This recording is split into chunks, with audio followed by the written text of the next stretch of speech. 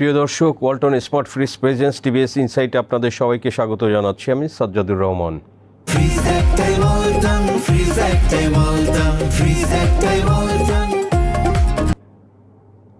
দর্শক, আমরা আজকে আলোচনা করব সিঙ্গার বাংলাদেশের ব্যবসা বাণিজ্যের পরিস্থিতি নিয়ে। আমরা জানি যে একসময় আসলে সিঙ্গার বাংলাদেশের ক্যাপিটাল মার্কেটে লিস্টেড এবং তারা আসলে খুবই একটা ফান্ডামেন্টালি স্ট্রং কোম্পানি, কিন্তু আমরা রিসেন্ট তাদের যে 2026-এর ফার্স্ট কোয়ার্টারের রিপোর্টও দেখলাম, প্লাস 2025-এর যে অ্যানুয়াল রিপোর্ট, তো সেগুলো আমরা বিস্তারিত বিশ্লেষণ করে আজকে টিভিএসের লিড রিপোর্ট পাবলিশ হয়েছে যে সিঙ্গার আসলে লসে আছে, হিউজ লসে আছে, তারা ডিভিডেন্ড দিতে পারে নাই এবং তারা বিভিন্ন কারণে আসলে জাঙ্ক শেয়ারে তারা কিন্তু ক্যাটাগরাইজ হয়েছে জেড ক্যাটাগরিতে। সো দর্শক, এগুলো বিস্তারিত এইসব নিয়ে আজকে আলোচনা করব। আমাদের সাথে স্টুডিওতে আছেন রফিকুল ইসলাম, টিভিএসের স্টাফ করেসপন্ডেন্ট, আর সঙ্গে আছি আমি সাজ্জাদুর রহমান। সো দর্শক, রফিক, আপনাকে স্বাগতম। আপনি ধরেন যে যদি একটু প্রথমে আপনার থেকে জানতে চাই যে এই যে জেড ক্যাটাগরিতে আসলে কেন গেল, সংক্ষেপে বলবেন। আচ্ছা, আপনি যেমনটি বলছিলেন যে সিঙ্গার বাংলাদেশ একটা মৌলভিত্তির কোম্পানি, মানে গুড ফান্ডামেন্টাল। আমরা যদি তারা লিস্টেড হওয়ার পর থেকে তার যদি ফাইন্যান্সিয়াল রেকর্ড এবং ডিভিডেন্ড পেমেন্ট, শেয়ারের প্রাইস সব কিছু যদি আমরা মুভমেন্ট দেখি, তাহলে সত্যিকার অর্থে ক্যাপিটাল মার্কেটের যে কয়েকটা ভালো কোম্পানি আছে তার মধ্যে সিঙ্গার বাংলাদেশ একটা ছিল। এবং আমরা এমনও দেখেছি যে সিঙ্গার বাংলাদেশ 70%, 60%, 65% পর্যন্ত ডিভিডেন্ড দিয়েছে। এবং দুর্ভাগ্যজনকভাবে গত অর্থ বছর 2025 সালে দিতে পারে নাই, কারণ তার লোকসানের পরিমাণ এতই বেশি যে স্যার ডিভিডেন্ড দেওয়ার সক্ষমতা নাই। এবং 24-এ কত দিয়েছিল? 24-এ সে 10% ক্যাশ ডিভিডেন্ড দিয়েছিল। 10% ক্যাশ ডিভিডেন্ড দেওয়া কিন্তু একটা বড় সক্ষমতার প্রমাণ, কিন্তু 25 সালে দুর্ভাগ্যজনকভাবে তারা দিতে পারে নাই, কারণ তাদের লোকসানটা অনেক বেশি হয়ে গেছে। এবং সেই লোকসানের ধারাটা কিন্তু 2026-এ সেটা কন্টিনিউ করছে। আর তাদের বিজনেস পারফরমেন্সের ক্ষেত্রেও আমরা দেখেছি যে তাদের রেভিনিউ ভালো হয় এবং প্রফিটও কিন্তু তারা সিগনিফিকেন্টলি করেছে। কিন্তু এই 2টা বছর যাবৎ তারা খুব খারাপ করতেছে। এবং তাদের শেয়ারের প্রাইসের মুভমেন্টও যদি আমরা দেখি, প্রায় 1 বছর বা 52 উইক্সের যে প্রাইসের যে মুভমেন্ট আমরা দেখি, এই শেয়ারের দাম 125 টাকা 30 টাকায় ট্রেড হয়েছে, যেটা এখন 72 টাকা 74 টাকায় নেমে এসেছে। বেসিক্যালি যেহেতু যে ডাউনগ্রেডিং করা হলো, 2024 সালে বাংলাদেশ সিকিউরিটি কমিশন যখন একটা ডিরেক্টিভ ইস্যু করে যে কোন কোন কোম্পানিগুলো আসলে জেড ক্যাটাগরিতে যাবে, এখানে 5-7টা ক্রাইটেরিয়া ফিক্সড করা হয়েছে। তার মধ্যে একটা ক্রাইটেরিয়া ছিল, যদি কোনো কোম্পানির অ্যাকুমুলেটেড লস তার পেইড আপ ক্যাপিটালকে সারপাস করে যায়, তখন সেই কোম্পানিটাকে জেড ক্যাটাগরিতে যেতে হবে। এর আগে আপনি নিশ্চয়ই জানেন যে জেড ক্যাটাগরাইজেশন শুধু ডিভিডেন্ড দিতে পারা এবং না পারার ভিত্তিতেই হতো, কিন্তু 24 সালে তৎকালীন কমিশন তারা এই নতুন একটা ডিরেক্টিভ ইস্যু করেছে যে অ্যাকুমুলেটেড লস যদি পেইড আপকে ছাড়িয়ে যায়। তাহলে আমরা যদি দেখি যে সিঙ্গার বাংলাদেশের পেইড আপ ক্যাপিটাল মাত্র 100 কোটি টাকার নিচে, 99 করোড়, কিন্তু তার লোকসান সে 2025 সালে প্রায় 225 কোটি টাকা লোকসান করেছে এবং ফার্স্ট কোয়ার্টারে সে 57 করোড় লোকসান করেছে। সেই ক্ষেত্রে তার পেইড আপ ক্যাপিটালকে ছাড়িয়ে গেছে। কমিশনের সেই নির্দেশনা মানতে গিয়ে ঢাকা স্টক এক্সচেঞ্জ ডাউনগ্রেডিং করেছে এবং ডাউনগ্রেডিং করার পর থেকেই আমরা দেখতেছি গত 2 দিন ধরে এই ভালো একটা কোম্পানির শেয়ারের দাম কমতেছে। আপনার কাছে আমি তার বিজনেস সিচুয়েশন, আপনি তো রিপোর্টটা করেছেন, সেক্ষেত্রে তার বিজনেস সিচুয়েশনটা আপনি কেমন পেয়েছেন এবং যে লোকসানের কারণ তো তারা নিশ্চয়ই কিছু একটা বলেছে, সেই লোকসানের কারণগুলো আসলে ম্যানেজমেন্টের পক্ষ থেকে কি কি জানিয়েছে আমরা জানতে পেরেছি। তো আমি যদি আপনাদের একটা ফিগার বলি আপনাকে, যে ওরা কিন্তু 2025 সালে তাদের যে সেলসের যে গ্রোথ, রেভিনিউ গ্রোথ কিন্তু সেটা 14% উপরে আছে এবং 2133 কোটি টাকার কিন্তু তাদের এই রেভিনিউ ছিল 2025 সালে। তো তারপরেও আপনি যেটা বলছেন যে ক্ষতি লস হচ্ছে যে 225 কোটি টাকা। তো আমি যদি একটু পুরনো ফিগারের সাথে কম্পেয়ার করেছি, আমি একটু 2010-12 সালের অ্যানুয়াল রিপোর্টগুলো দেখছিলাম রিপোর্টটা লেখার সময়। তো আমি দেখলাম যে 2012 সালে ওদের আপনার রেভিনিউ ছিল 670 কোটি টাকা মাত্র, এবং সেখানে কিন্তু তাদের নেট প্রফিট ছিল প্রায় 50 করোড় টাকা।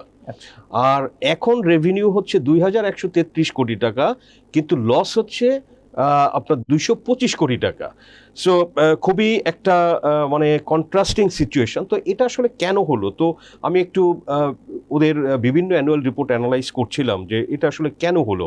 তো ইন্টারেস্টিং হচ্ছে যে এটার মেইন কারণ হচ্ছে ওদের ফাইন্যান্সিং কস্ট, ওদের যে বরোয়িং কস্ট। আপনি জানেন যে আপনার লোনের প্রাইসটা বেড়ে গিয়েছে, ইন্টারেস্ট রেটটা 12-14%, মাঝখানে আরও বেশি হয়েছিল। সো এটা হচ্ছে যে ওদের কিছু লোন আছে, short term loan, long term আছে। শর্ট টার্মের লোনটা অনেক বেশি এবং সে কারণে আসলে ওদের আপনার এই বার্ডেনটা অনেক বেড়েছে, যে ওদের অলমোস্ট ওরা যে 1 টাকা রেভিনিউ আর্ন করছে এর বেশিরভাগই চলে যাচ্ছে ওই Interest-এ। লোনের রিপেমেন্টে, ইন্টারেস্ট প্লাস প্রিন্সিপাল যে কিস্তি থাকে সেটার জন্য চলে যাচ্ছে। এবং সেটা দেখছিলাম যে সেটার পরিমাণ আসলে কী রকমের। আপনাকে যদি একটা ফিগার শেয়ার করি আমি, ধরেন ওরা হচ্ছে যে ফাইন্যান্সিং কস্ট দেখেন, ওদের গ্রস প্রফিট আপনাকে বলি যে গ্রস প্রফিট 516 কোটি টাকা 2025 সালে। গ্রস প্রফিটেও কিন্তু 24-এর তুলনায় 471 কোটির থেকে এখানে বেশি আছে, প্রায় 40-45 কোটি টাকা তারা বেশি করেছে। বাট স্টিল তারা কেন আসলে 225 কোটি টাকা লস, যেটা 24-এ 50 কোটি ছিল। তো এটা দেখেন যে এই যে ফাইন্যান্সিং কস্ট যেটা বলছিলাম আমি, যে ফাইন্যান্স যে লোনের যে কিস্তি পরিশোধ, এগুলোর ব্যাপারে দেখলাম যে 2025 সালে 322 কোটি টাকা ওদের শুধুমাত্র এই আপনার বড়োয়িং কস্টের জন্য ব্যয় করতে হয়েছে। দেখেন 500 কোটি টাকার মতো গ্রস প্রফিট, 322 কোটি যদি চলে যায়, ওর তো আর মানে নেট প্রফিট তো আরও পরের ব্যাপার। যেটা ইন্টারেস্টিং হচ্ছে যে আগের বছরেই ছিল সেটা আপনার 55 কোটি টাকা, তো সেখান থেকে 143 কোটি টাকা আগের বছরেই যে আপনার ব্যাংক বা অন্যান্য আর্থিক প্রতিষ্ঠানে যে লোন আছে সেই পরিশোধ বাবদ 143, সেটা আপনার লাফিয়ে 322 কোটি টাকা, মানে মোর দেন ডাবল হয়ে গেল। তো এটা ছিল ওদের হচ্ছে যে মেইন কারণ 2025 সালে এই যে ওদের যে অ্যাকুমুলেটেড লসটা বা টোটাল লসটা আপনার 225 কোটি টাকা দাঁড়ানোর ক্ষেত্রে। তো এই যে যেটা আপনারা বলছিলাম যে শর্ট টার্ম ডেট আছে ওদের অনেক, এবং সেটা আপনি ধরেন যে আমি দেখলাম যে যেটা 1394 কোটি টাকা, এবং এটা হচ্ছে যে শর্ট টার্ম বরোয়িংস প্লাস হচ্ছে ওভারড্রাফট যেটা করে, তো সেটা তার মানে হচ্ছে যে 1400 কোটি টাকার মতো তাদের লোন আছে, এবং যেটা আগের বছর 1191 কোটি টাকা ছিল। সো এখানেও জিনিসটা বাড়ছে এবং ওদের আসলে এই খরচটা বাড়ছে। তো এটা যদি আপনি দেখেন যে আসলে ওরা তাহলে লোন করে কি করেছে, আপনার প্রশ্নটা আসতে পারে যে তারা আসলে এই যে লোন করে কি করছে, ওদের সেলস আছে, কালেকশন আছে, সবই আছে। তো ওরা বেসিক্যালি এই যে একটা লার্জ কনসোর্টিয়ামের লোন তারা ইউজ করেছে, এবং সেখানে আপনি বলতে পারেন যে এই যে কমার্শিয়াল ব্যাংক অফ সেলন তারা 305 কোটি টাকা দিয়েছে, পোবালি ব্যাংকে 150 কোটি, প্লাস হচ্ছে ওভারড্রাফট আছে তাদের অ্যানাদার 100 কোটি, ডাচ বাংলা আছে, সো প্রাইম ব্যাংক আছে, এরকমের ব্যাংকগুলো মিলে তারা একটা বড় আপনার ফাইন্যান্স করেছে। এবং তারা হচ্ছে যে আপনি জানেন যে একটা নারায়ণগঞ্জে যে একটা ইপিজেড, যেটা আপনার স্পেশাল ইকোনমিক জোন বা জাপানিজ ইকোনমিক জোন নামেও পরিচিত, তো সেখানে তারা একটা ফ্যাক্টরি করেছে এবং সেখানে তারা আসলে এখানে বিনিয়োগ করেছে। তো সেটা থেকে প্রোডাকশানে এসেছে। তারা যদিও বলছে তাদের ফিউচার আউটলুকে যে আসলে সামনে এটা তাদের আপনার রেজাল্ট দিতে পারে, যেহেতু ফ্যাক্টরিটা যদি অপারেশন শুরু করলেও এখনও ফুল স্কেলে শুরু করেনি। তো এটা হয়তো তাদের রিটার্নটা আসবে। কিন্তু ইন্টারেস্টিং হচ্ছে যে আবার ধরেন যে ইনসাইডার, ইন্ডাস্ট্রি ইনসাইডার যারা আছে বা আপনার মার্কেট এক্সপার্ট যারা আছে, তো তারা যেটা বলছে যে সিঙ্গার বাংলাদেশ আসলে তাদের এই ডেট ম্যানেজমেন্টটা প্রপারলি বা এফিশিয়েন্টলি তারা করতে পারেনি।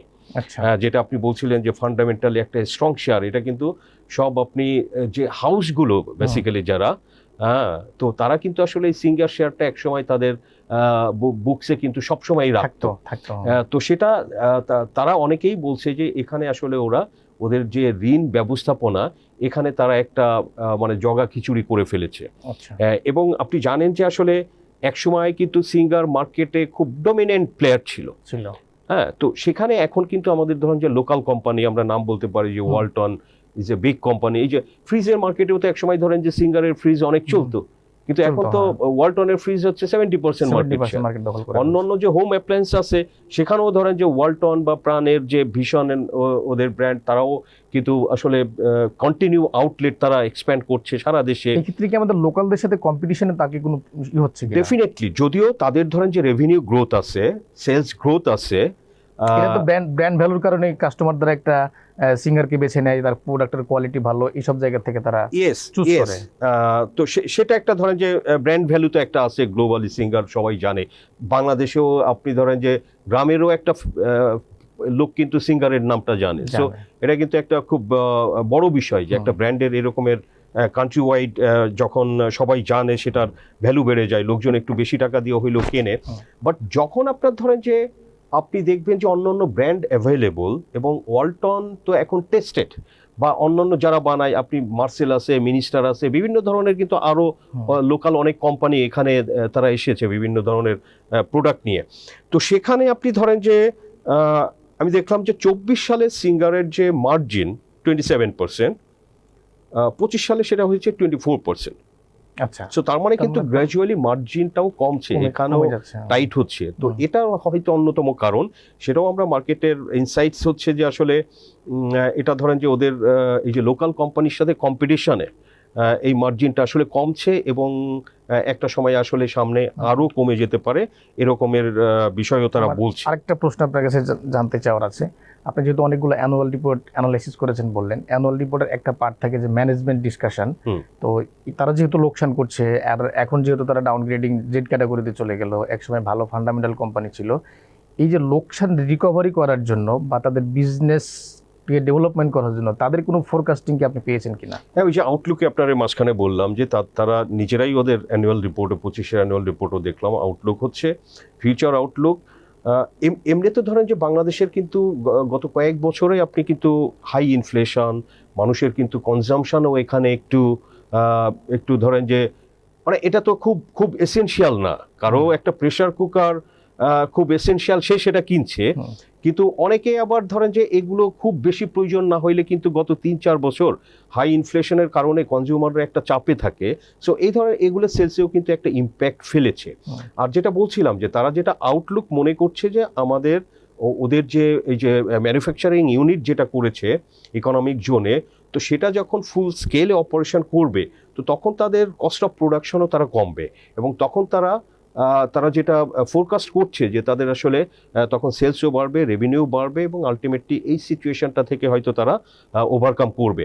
কিন্তু ইন্টারেস্টিং হচ্ছে যে আসলে লোনটা এত বেশি হয়ে যাচ্ছে এবং ইন্টারেস্ট পেমেন্ট বাবদ এত বেশি চাপ পড়ছে যে আপনারা যদি জাস্ট আমি শেষ করি একদম দিয়ে যে ডাইরেক্ট ইন্টারেস্ট পেমেন্ট বাবদই এই যে ওরা যে বরোয়িং অ্যান্ড লিজেস, তো সেটা 264 কোটি টাকা আপনি ধরেন যে চলে গেছে এই যে গত বছরে শুধু ইন্টারেস্ট পেমেন্ট এগুলোর জন্য। তো এটা আসলে এগেইন তাদের আসলে এই ডেট রিস্ট্রাকচারটা কিভাবে করতে পারে, বিশেষজ্ঞরা ওইটাই বলছেন, যেটা আসলে এখন এটা যেহেতু হাই কস্ট লোন, সে বন্ড দিয়ে টাকা তুলবে নাকি সে আসলে অন্য কোনো অল্টারনেটিভ অপশন সে ক্যাপিটাল মার্কেট থেকে টাকা তুলতে পারে। তো এই ধরনের অপশন সে নিবে কিনা, নিয়ে সে ধরেন যে এই যে হাই কস্ট লোনটা যদি সে পে করে দিতে পারে, সে হয়তো আগামী 2-3 বছরের মধ্যে কিন্তু তারা আসলে আবার কামব্যাক করতে পারে, এরকমও অনেকের মতামত দিয়েছেন। সো রফিক, আপনার আর কোনো কোশ্চেন না থাকলে আলোচনা শেষ করি। ধন্যবাদ টিভিএস ইনসাইটে যুক্ত হওয়ার জন্য। দর্শক, আমরা আলোচনা করলাম সিঙ্গার বাংলাদেশের ব্যবসায়িক পরিস্থিতি নিয়ে। আসলে শেয়ার মার্কেটে লিস্টেড কোম্পানি যেহেতু, এটা আসলে অনেক ইনভেস্টর কিন্তু হাজার হাজার বিনিয়োগকারী তারা কিন্তু আসলে এটা জানতে চায় যে এই কোম্পানিটার কেন আসলে এই রকম পরিস্থিতি হলো। তো আমরা রিপোর্ট করেছি এবং আমরা বিস্তারিত এখানে আলোচনা করার চেষ্টা করেছি যে আসলে কেন এই পরিস্থিতি হইলো, এবং সাথে সাথে আসলে তারা আউটলুকে কি বলছে যে সামনে কি হতে পারে সেটাও আপনাদের সাথে আমরা শেয়ার করলাম। দর্শক, আমাদের আলোচনা ভালো লাগলে লাইক করবেন, শেয়ার করবেন। আপনাদের সবাইকে ধন্যবাদ।